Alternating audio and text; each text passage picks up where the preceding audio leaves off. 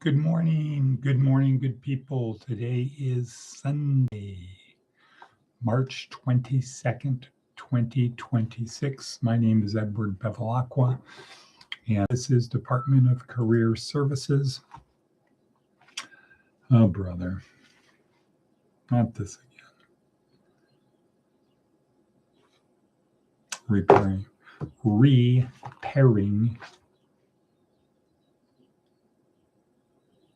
the phone. There we go.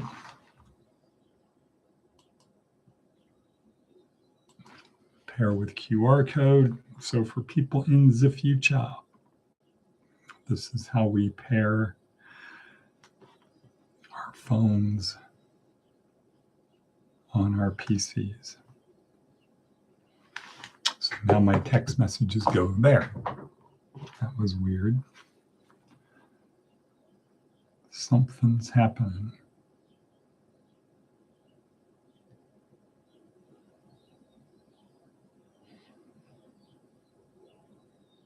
Let's see if that. Okay, well, here we are. Once again, we'll take that other stuff out in editing, right? Right, okay. Clean it up in editing, as we usually do.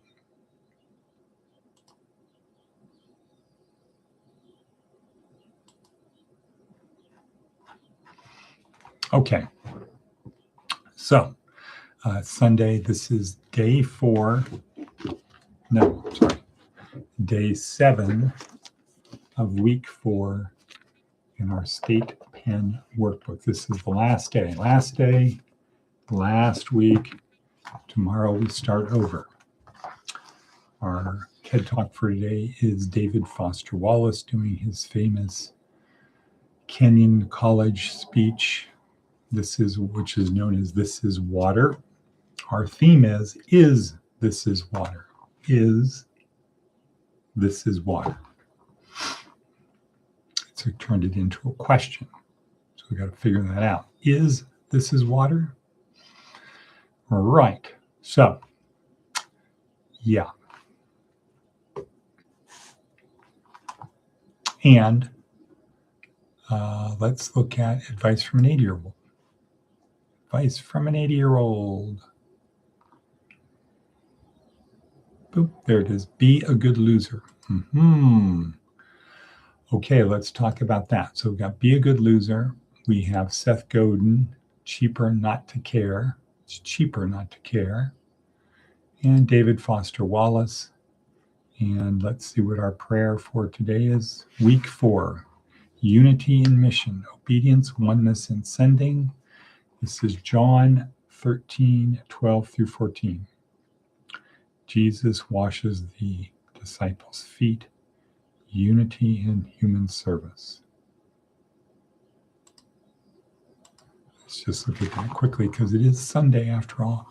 Okay, 13:12. After he had washed their feet, he put on his robe and had returned to the table. He said to them, Do you know what I have done to you? You call me teacher and Lord, and you are right, for that is what I am. So if I, your Lord and teacher, have washed your feet, you also ought to wash one another's feet.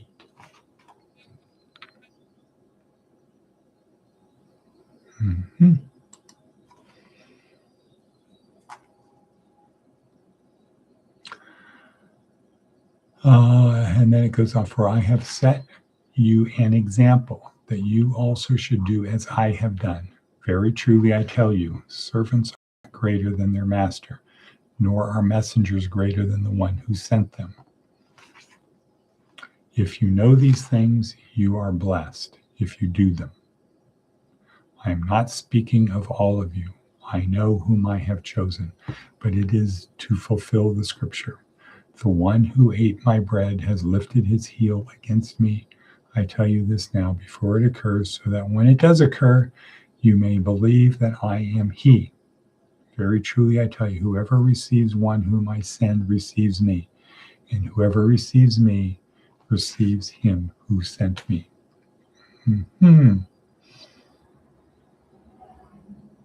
Okay, now this is an interesting one. The one who ate my bread has lifted his heel against me. Betrayal. Betrayal.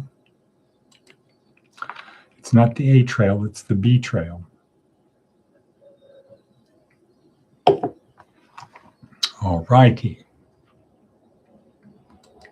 Cheaper not to care. This is the slogan of so many industrial behemoths and existing bureaucracies. It's in quotation marks for a reason. It's not true. Not in the long run, not even in the medium run. One way to highlight the hollowness of this edict is to say it out loud. For a while, it might make the stock price go up, but it doesn't last. It never does. It's never cheaper not to care. It's cheaper to care. It's not cheaper not to care. So that might apply to Iran today. Is it cheaper not to care? Gas will be cheaper.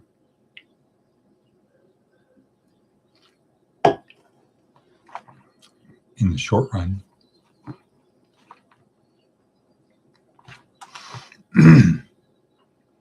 Cheaper not to care. Okay, let's go back to our worksheet. Boom, bink. And again, let's look at the advice from an 80-year-old. Be a good loser. Maybe that should have been the themo memo for today. Be a good loser. What does that mean? What does it mean to be a good loser? Why should you be a good loser? Okay, so being a good loser means what? Does that mean, well, I could win, but I'm going to let you win so I can be a good loser? Is that what it means? I think that it means when you lose in such a way that they're going to want to play with you again. They're going to want to do it again, unless you don't want to do it with them again, right? So be a good loser if you want to engage with them, to play with them again. Be a good loser if you want to do that.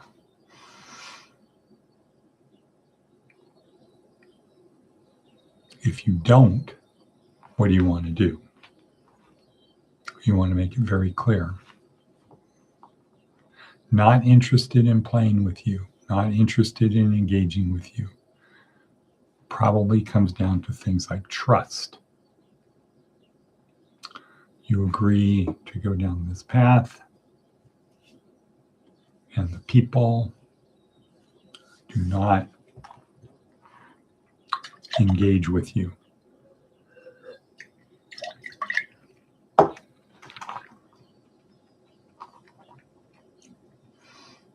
You want to go down this path.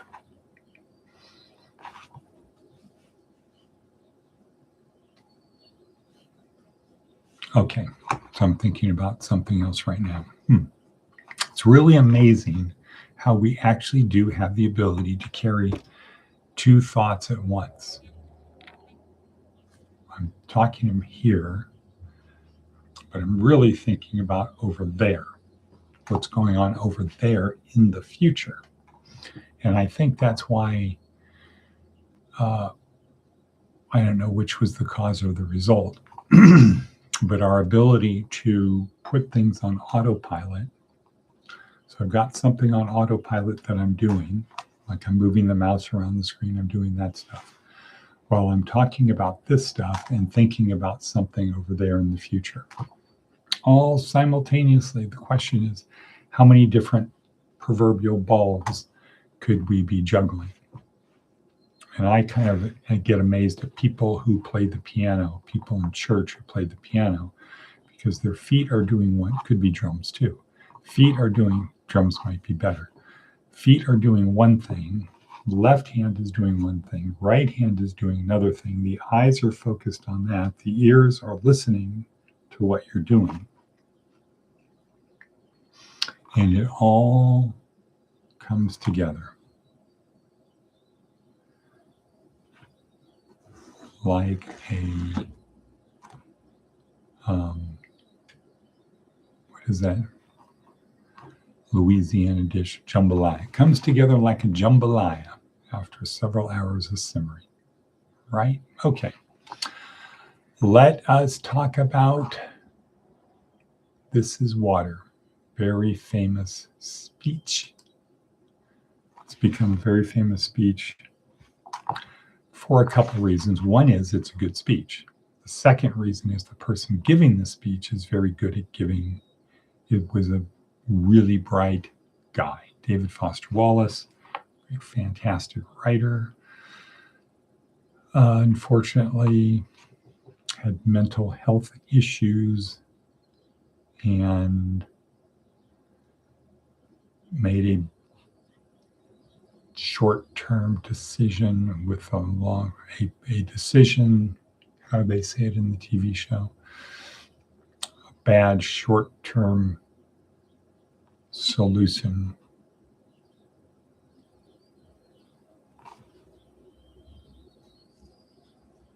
Well, anyway, yeah. So David Foster Wallace, great author, asked to give this speech at I think a tier 2, maybe tier 2 school, private school, small school, Kenyon College. According to the movie, he did it, but he wasn't really like, yeah, I get to go do this. Not like Steve Jobs at Stanford. I've got something to say. I think he did it with reluctance because I seem to recall he was very shy. Anyway, he went out and did it. Maybe it was one of those bucket list type of things that you just need to do. So, what?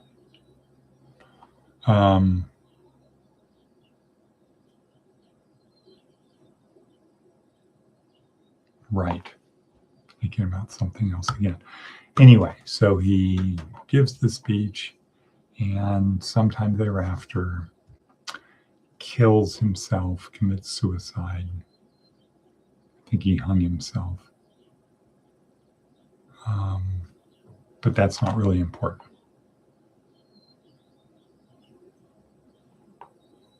So,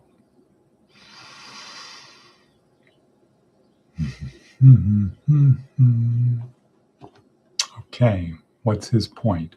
Well, this is water. So he's talking to an educated group, people graduating from a private college that their parents paid a lot of money for them to go to. And he starts by giving a story of two fish swimming side by side, and a bigger fish comes the other way. And as they pass, the big fish says, "Morning, boys, how's the water?" And shortly thereafter, one of the little fish looks at the other one and says, "What the hell is water?" And that's the theme this is built on. The water is the stuff that's so around us. It's so encompassing, we don't even notice it. It's our default setting, as David Foster Wallace calls it. It's the default setting. It's the way we look at the world. You could say it's like the lens we see the world through.